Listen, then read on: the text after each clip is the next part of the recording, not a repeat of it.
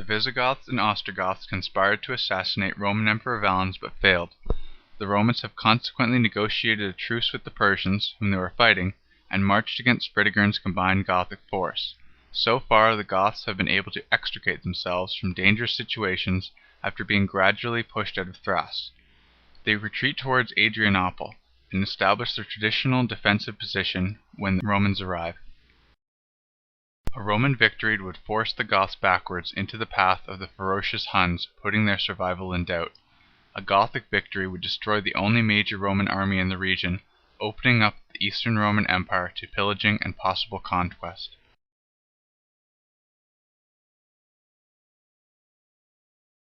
Valens deploys his army in a standard formation with his infantry legions in the center, flanked by his cavalry, which includes horse archers.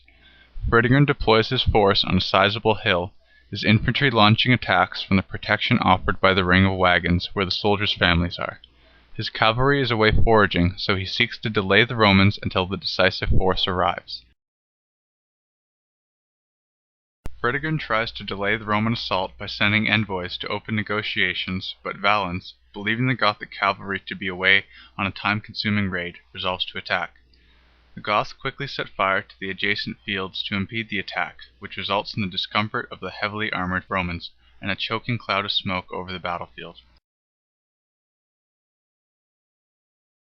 Valens strongly believes the Gothic cavalry are not returning, so he patiently sends his horse archers to harass the Goths.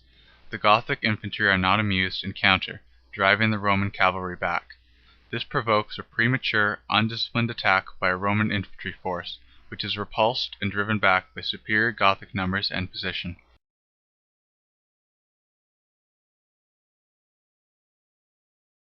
Seeing a part of his army already in combat, Valens orders a full assault, and the Roman infantry soon become deeply engaged in fierce fighting along the hill. Despite high casualties and not being able to be supported by cavalry, the Romans push the Goths back beyond their wagons on the Gothic right.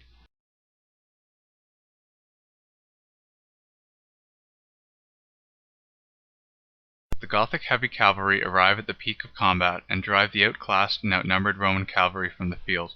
The Gothic cavalry, hidden by the looming smoke, swoop around the Roman infantry while the Gothic infantry feel the shift of momentum and launch a counterattack to push the Romans off the hill.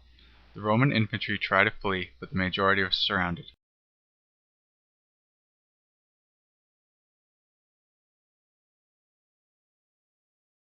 The Romans are so tightly surrounded that they can hardly draw their weapons. Only when many have already fallen can the Roman infantry fight back with any effectiveness or try and escape. The massacre continues for hours as the Roman infantry fight for survival.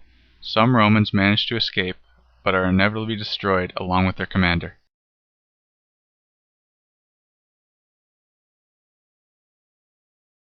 The Goths rampaged across the Balkans for 5 years until Valens' successor, Theodosius, defeated them with a reorganized Roman army centered around cavalry.